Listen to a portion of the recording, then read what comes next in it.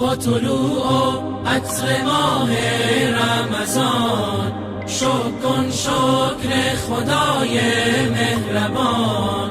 ماه تسکین دل است، ماه صیام، گر ز دل باشد تراویح و قیام. ماه مهمانیست، مهمان خدا، شده ای دعوت به مهمانی بیا. بنشین بر سفره خانه خدا، نوش جان کن از مناجات و دعا.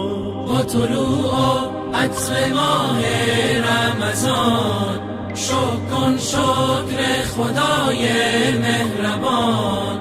ماه تسکین دل است، ماه صیام، گر ز دل باشد تراویح و قیام. روز درمان است بر هر جسم و جان، می شود با روز جسمت پرتوان.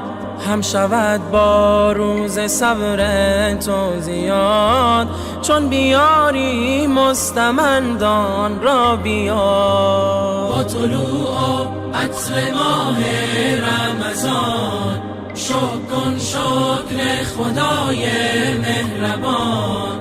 ماه تسکین دل است، ماه صیام، گر ز دل باشد تراویح و قیام. روزه داری حکم شرع و سنت است، جزو رکن دین برای امت است. 11 ماه غرق بودی در گناه، فرصت است 1 ماه که برگردی به راه. روزه داری حکم شرع و سنت است، جزو رکن دین برای امت است. 11 ماه غرق بودی در گناه، فرصت است 1 ماه که برگردی به راه.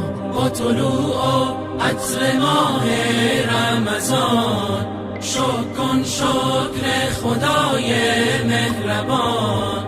ماه تسکین دل است، ماه صیام، گر ز دل باشد تراویح و قیام.